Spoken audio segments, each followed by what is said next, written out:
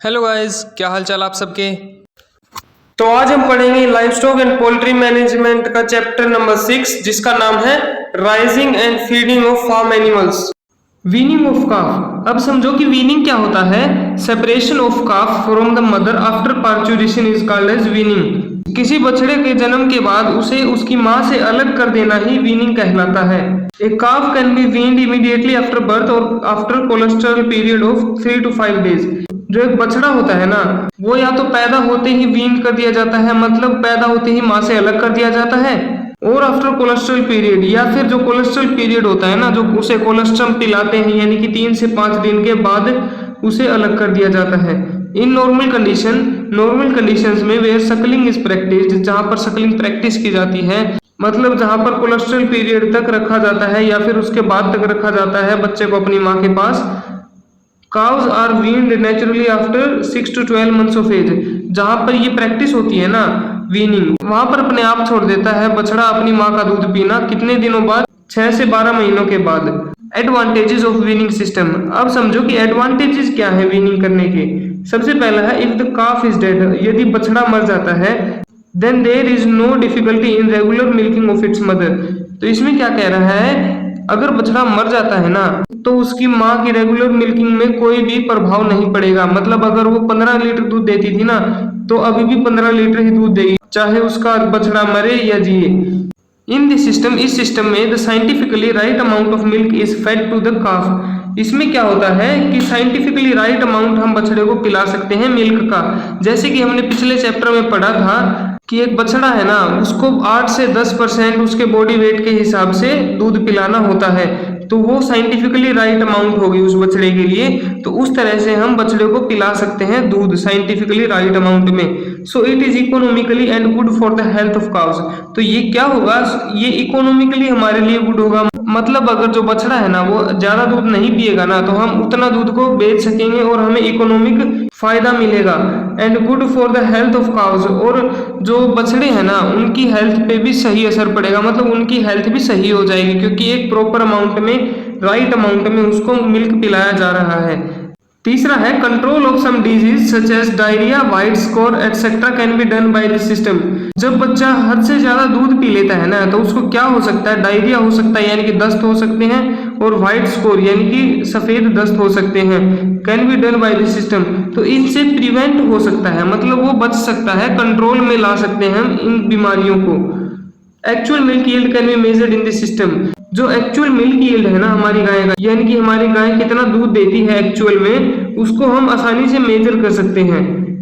क्योंकि हमें पता तो है नहीं कि बछड़ा कितना दूध पिएगा। 2.5 की जगह अगर 3 पी गया तो भी हमें पता नहीं चलेगा, तो उससे हमें पता लग जाएगा। अगर हम बछड़े को ही अलग कर देंगे ना, तो हमें परफेक्ट मिल्क का पता लग जाएगा कि एक्चुअल मिल्क हमारी गाय ने कितना दिया है। Total increase in milk yield can be calculated in this system. Total increase कितना हुआ है मिल्क में, यानी कि जब हम बछड़े को वीन कर देते हैं ना, मतलब बछड़े को मां से अलग कर देते हैं ना, तो उस समय भी उस गाय को कुछ खिलाया जा रहा होता है, जैसे कंसंट्रेट्स हो गए ना, वे खिला रहे होते हैं हम। तो कंसंट्रेट को खिलाने से क्या होता है कि जो गाय है ना उसका मिल्क भी इंक्रीज होगा, मतलब मिल्क ज्यादा प्रोड्यूस करेगी। तो टोटल इंक्रीज कितना हुआ है मिल्क में, वो भी हम पता लगा सकते हैं इस सिस्टम से। The calf can be culled out at any early stage. जो काफ है ना वो कभी भी हम कल कर सकते हैं। कल मतलब अगर वो काफ है ना वो बुरी परफॉर्मेंस करने वाला निकला, यानी कि हमें पता है कि वो अच्छी परफॉर्मेंस हमें नहीं दे पाएगा, तो उसे हम पहले ही झुंड से निकाल सकते हैं। Without calf milking is more hygienic and sanitary. अगर काफ नहीं होगा ना, अगर काफ दूध नहीं पिएगा, बछड़ा दूध नहीं पिएगा, तो जो मिल्किंग है ना वो और हाइजेनिक हो जाएगी, मतलब स्वच्छ हो जाएगी। क्योंकि जो बछड़ा है ना उसके मुंह में बहुत सारा सलाइवा होता है, बहुत सारे कीटाणु होते हैं, तो वे थन के नहीं लग पाएंगे, यानी कि टीट्स के नहीं लग पाएंगे, तो हमारा जो दूध है ना वो साफ सुथरा और हाइजेनिक निकलेगा। Disadvantages of weaning system. Disadvantages of weaning system पहले हमने पढ़े थे कि एडवांटेजेस क्या है, अब पढ़ेंगे हम कि डिसएडवांटेजेस क्या है।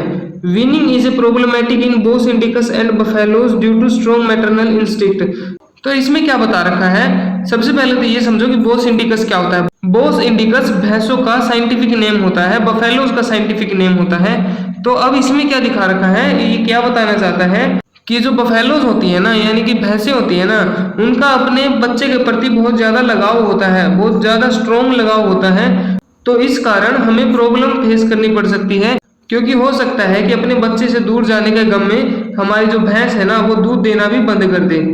तो ये हमारे लिए थोड़ा सा प्रॉब्लमेटिक हो जाएगा। Zero day weaning can cause reduce milk yield in such animals. जब हम जीरो डे पर वीनिंग कर देते हैं ना, यानी कि हम पैदा होते ही उसको वीन कर दिया, मतलब वीनिंग कर दी उसकी पैदा होते ही बच्चे की, can cause reduce milk yield, उससे क्या हो सकता है कि मिल्क यील्ड है ना उसमें रिडक्शन देखने को मिल सकता है, कम देखने को मिल सकता है कि हमारी जो गाय या भैंस है ना वो कम दूध दे, हो सकता है इन सच एनिमल्स। कौन से एनिमल्स में? बफेलोज या काउज में। आगे दे रखा है टेबल में feeding schedules for calves up to 6 months. जब तक हमारा बछड़ा 6 महीने का नहीं हो जाता ना तब तक उसको क्या खिलाना चाहिए, ये इस टेबल में दे रखा है। तो ये टेबल पढ़ते हैं अब। वैसे तो आपको जरूरी नहीं है लेकिन पढ़ लेते हैं। एज ऑफ काफ, इसमें दे रखा है कि एज कितनी होगी काफ की। 3 दिन का होगा ना जब तक काफ, उसका वेट लगभग 25 किलो होगा। जैसे कि हमें पता है 3 दिन के बछड़े का वेट लगभग 25 किलो होता है। तो उसे क्या पिलाना चाहिए? सबसे पहले तो हमें यही ध्यान रखना है कि 3 दिन से पहले कुछ और पिलाना ही नहीं चाहिए दूध के अलावा। तो इसमें क्या दे रखा है? 2 से 2.5 लीटर कोलेस्ट्रम डेली फीड करना चाहिए, ये याद रख लेना। 4 days to 4 weeks, यानी कि 4 दिन से 4 हफ्तों तक हमें उसको क्या खिलाना चाहिए। सबसे पहले ये समझो कि इतने दिनों में इसका वेट लगभग कितना रहेगा। इसका वेट लगभग उतना ही रहेगा, 25 किलो ही रहेगा। और क्वांटिटी ऑफ मिल्क, यानी कि कितना दूध हमें पिलाना है उसको, 2.5 लीटर दूध पिलाना है रोज का। और काफ स्टार्टर, यानी कि जो काफ स्टार्टर होता है ना वो कितना पिलाना है, स्मॉल क्वांटिटी में खिलाना है उसको। वो कितना खिलाना है हमें? बहुत कम क्वांटिटी में खिलाना है, बहुत थोड़ी क्वांटिटी में खिलाना है। और जो हरी घास होगी ना या फिर जो सूखी घास या हरी घास होगी ना वो भी बहुत स्मॉल क्वांटिटी में खिलानी है। जब हमारा बछड़ा 4 से 6 वीक का हो जाएगा तो उसका वेट है ना लगभग 30 किलो हो जाएगा। और उसको मिल्क की जरूरत कितनी है? अब 3 लीटर मिल्क की जरूरत होगी उसको। और जो काफ स्टार्टर है ना वो लगभग 50 से 100 ग्राम उसको काफ स्टार्टर दे सकते हैं। और जो ग्रीन ग्रास यानी कि हरी घास होगी ना वो हमें अभी भी स्मॉल क्वांटिटी में ही देनी है, क्योंकि वो भी पचा नहीं सकता ज्यादा हरी घास। जब हमारा बछड़ा 6 से 8 वीक का हो जाएगा तब उसका लगभग 35 किलो वेट हो जाएगा। उसको दूध कितना पिलाना है? 2.5 लीटर। और उसको काफ स्टार्टर कितना खिलाना है? 100 से 250 ग्राम। ग्रीन ग्रास कितनी खिलानी है? स्मॉल क्वांटिटी में ही, ये मतलब स्मॉल क्वांटिटी में ही खिलानी है, मतलब बहुत थोड़ी क्वांटिटी में। जब हमारा बछड़ा 8 से 10 वीक का हो जाएगा तब कितना वेट होगा? लगभग उसका 40 किलो होगा। क्वांटिटी ऑफ मिल्क कितनी होगी? हम उसको सिर्फ 2 लीटर दूध पिला सकते हैं। लगभग 250 से 350 ग्राम हमें काफ स्टार्टर उसको खिलाना है। जो ग्रीन ग्रास है वो अभी भी हम स्मॉल क्वांटिटी में ही रखेंगे। जब हमारा बछड़ा 10 से 12 वीक का हो जाएगा ना तब उसका लगभग वजन 45 किलो हो जाएगा।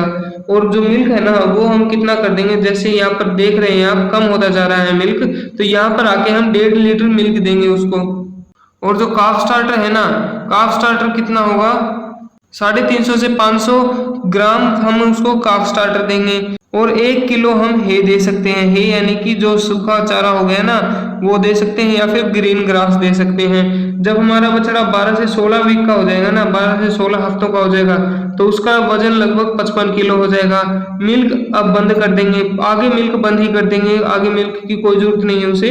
और 500 से 750 ग्राम हम उसको काफ स्टार्टर दे सकते हैं। और ग्रीन ग्रास 1 से 2 किलो दे सकते हैं। जब हमारा बछड़ा 16 से 20 हफ्तों का हो जाएगा तब उसका वजन लगभग 65 किलो होगा। दूध उसको देना नहीं होगा। 750 से 1000 ग्राम काफ स्टार्टर देना है। और हे यानी कि ग्रीन ग्रास कितनी देनी है? 2 से 3 kilo.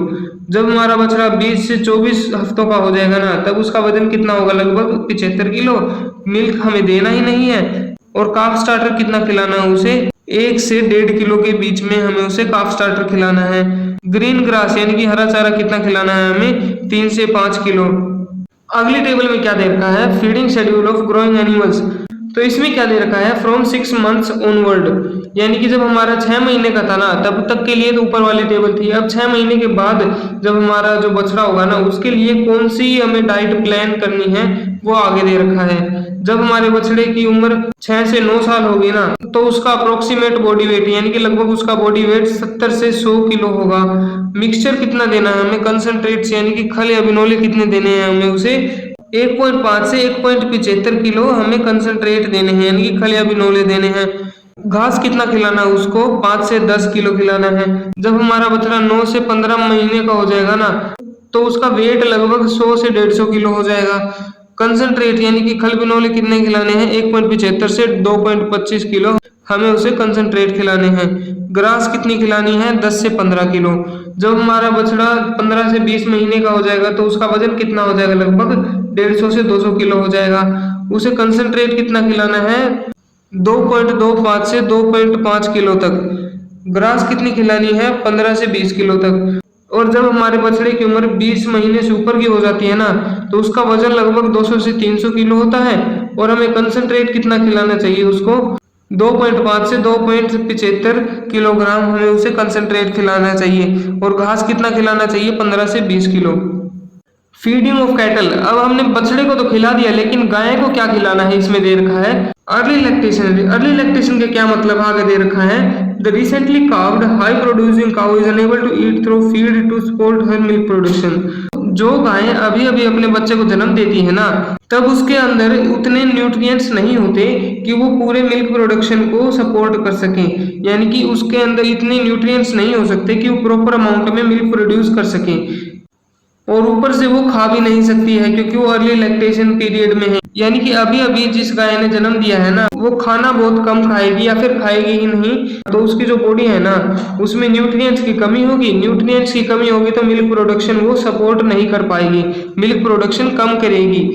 This means that the cow should have enough reserve to store nutrients to be drawn. इसका क्या मतलब है कि काउ के अंदर ना इनफ न्यूट्रिएंट के रिजर्व होने चाहिए। मतलब हमारी जो काउ है ना, जिसने अभी अभी जन्म दिया है, उसके अंदर पहले से ही हमें न्यूट्रिएंट्स की, पोषक तत्वों की जो क्वांटिटी है ना, वो बढ़ानी पड़ेगी। यानी कि उसके अंदर न्यूट्रिएंट्स है ना, वो ज्यादा देने पड़ेंगे उसे जन्म से पहले। बछड़े को जन्म देने से पहले हमारी जो गाय है ना, हमें उसको न्यूट्रिएंट्स देने पड़ेंगे ताकि उसके अंदर वे न्यूट्रिएंट्स रिजर्व हो सकें। To be drawn of heavy demand in early lactation. अब जब हमने उसको न्यूट्रिएंट्स दिए हैं खल बिनोले के रूप में, तो उसके अंदर वे स्टोर हो गई, गाय के अंदर स्टोर हो गई। अब ये निकलेंगे कब? जब वो लैक्टेशन करेगी, यानी कि जब वो दूध देगी ना, तो वे न्यूट्रिएंट्स दूध के रूप में बाहर निकलेंगे। During which period the cow loses weight. और जब वो दूध देगी ना, तो उसका वेट भी कम हो जाएगा। अब हम पढ़ेंगे चैलेंज फीडिंग। चैलेंज फीडिंग दोस्तों एक इंपॉर्टेंट टॉपिक है, तो अच्छे से याद कर लेना। Last 2 weeks before the Kameng, जो गाय है ना, ये उसकी बात हो रही है दोस्तों कि वो जब बछड़ा देगी ना, बछड़ा पैदा करेगी, उससे 2 वीक पहले, पैदा करने से 2 वीक पहले challenge feeding is done. Challenge feeding start की जाती है for the high elder animals, ऐसे एनिमल्स के साथ जो ज्यादा दूध देते हैं। And we are challenging against negative N2 energy which is suspected few days after calving. और हम उस नेगेटिव एनर्जी को टैकल करेंगे, चैलेंज करेंगे इसमें, जो काल्विंग के बाद आती है। कौन सी नेगेटिव एनर्जी? अब देखो, हमें पता है कि जब काविंग होगी ना, तो उसे न्यूट्रिशंस की बहुत ज्यादा जरूरत होगी हमारी गाय को, ताकि वो दूध प्रोड्यूस कर सके। तो उस न्यूट्रिशन की वजह से उसमें जो नेगेटिविटी आ जाएगी ना, मतलब नेगेटिव होंगे उसके अंदर जो न्यूट्रिएंट्स, उसकी बात यहाँ पर की गई है। Challenge feed will be followed 2 weeks prior to calving. जो चैलेंज फीड है ना, उसको काविंग से 2 हफ्ते पहले स्टार्ट कर देना चाहिए। मतलब हमारी गाय जब ब्याती है ना, उससे 2 हफ्ते पहले हमें चैलेंज फीडिंग स्टार्ट कर देनी चाहिए। First day start 300 to 400 gram concentrate extra. पहले दिन क्या करना है? पहले दिन मतलब काविंग से 2 वीक पहले हमें स्टार्ट करना है, यानी कि 14 दिन पहले। और जो 14 डेज है ना, उसके पहले दिन हमें काऊ को क्या खिलाना है? First day start 300 to 400 gram concentrate extra. सबसे पहले दिन हमें 300 से 400 ग्राम कंसंट्रेट खिलाना है। Next we have to add 500 gram concentrate daily. और हर दिन हमें क्या करना है? आधा किलो यानी कि 500 ग्राम कंसंट्रेट डेली उसमें मिलाते जाना है, ऐड करते जाना है। Till the animal will consume 1 to 1.5 kg पर 100 ग्राम बॉडी वेट। और कब तक ऐड करते जाना है? जब तक हमारा जो जानवर है ना, यानी कि हमारी जो गाय है ना, वो पर 100 kg पर 1 से 1.5 kg कंसंट्रेट कंज्यूम ना करने लग जाए, कंसंट्रेट ना खाने लग जाए। सिंपल सी बात है दोस्तों, इतनी मुश्किल है नहीं। Till the animal will consume 1 to 1.5 kg पर 100 किलो बॉडी वेट। और हमें कब तक बढ़ाना है, कब तक खिलाना है ये कंसंट्रेट? जब तक जो हमारी गाय है ना, वो हर 100 किलो वेट पर 1 से 1.5 किलो कंसंट्रेट ना खाने लग जाए, यानी कि पर 100 किलो वेट पर वो 1 से 1.5 किलो खल या बिनोले ना खाने लग जाए। तो एग्जाम्पल से हम समझते हैं, जैसे हमारी गाय का वजन है 400 किलो, तो उसको कितना खाना चाहिए, लगभग जो कंसंट्रेट है ना वो लगभग 4 से 6 किलो कंसंट्रेट खाना चाहिए, यानी कि खल और बिनोले खाने चाहिए। 2 days before parturition stop concentration, 2 दिन पहले हमें, यानी कि जब हमारी गाय ब्याएगी ना उससे 2 दिन पहले हमें कंसंट्रेशन देना उसे बंद कर देना है। 4 to 5 days after calving give concentrate 500 ग्राम, और जब हमारी गाय जब ब्याह जाएगी ना तो उससे 4 से 5 दिन बाद हमें क्या करना है, कंसंट्रेट देना उसे 500 ग्राम से स्टार्ट करना है। Add 400 gram concentrate daily till the animal consume ad libitum up to the peak milk yield, और हमें क्या करना है, हर रोज 400 ग्राम जो कंसंट्रेट है ना वो बढ़ाते जाना है, और कब तक बढ़ाना है, जब तक एड लिबिटम की पोजीशन ना आ जाए। अब एड लिबिटम समझो क्या होता है, एड लिबिटम होता है खुली छूट देना कि वो कितना भी खा सकती है, और क्यों खाने देना है हमें कितना ही भी उसको, ताकि उसकी जो पीक यील्ड है ना, पीक यील्ड वो अटेन हो सके, यानी कि वो आ सके, हमें पता लग सके कि वो ज्यादा से ज्यादा कितना दूध दे सकती है, क्योंकि हम जितना उसे कंसंट्रेट देंगे ना, जितना उसे न्यूट्रिशन देंगे ना, उतना ही उसका मिल्क यील्ड बढ़ेगा, उतना ही उसका मिल्क बढ़ेगा।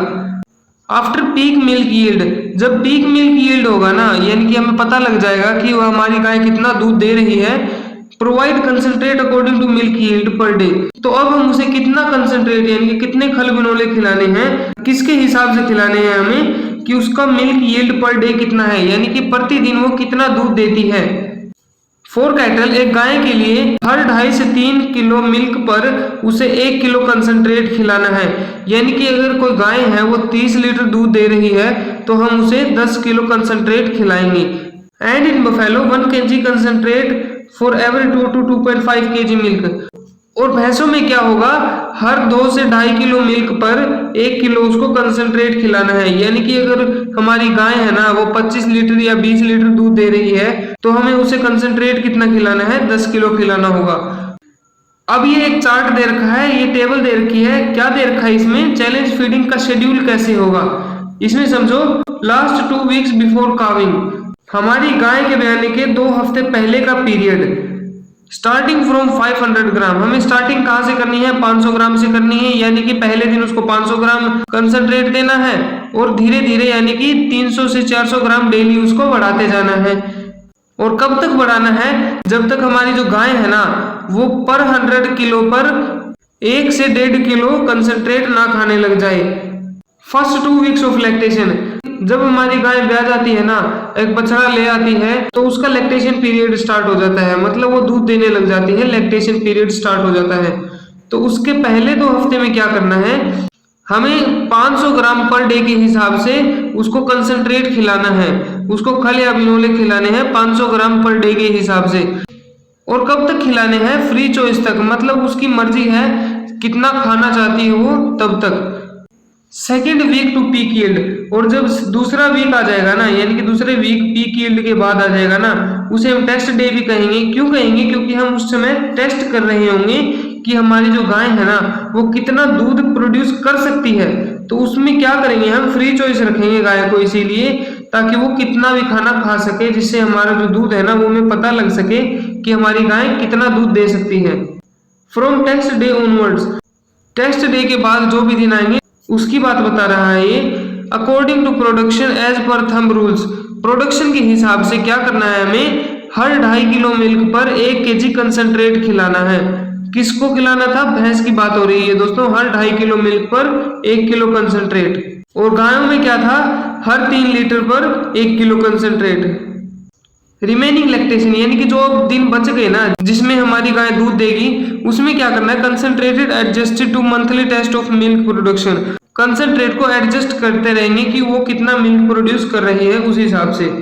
ऑल पीरियड, और सभी पीरियड में क्या करना है, green fodder and dry fodder given adequately, और हमें साथ साथ में क्या करना है, उसे हरा चारा और सूखा चारा यानी कि तूड़ी वगैरह साथ में खिलाते रहना है उसे। I hope you guys understand this video. मिलते हैं अगले वीडियो में, तब तक के लिए बाय।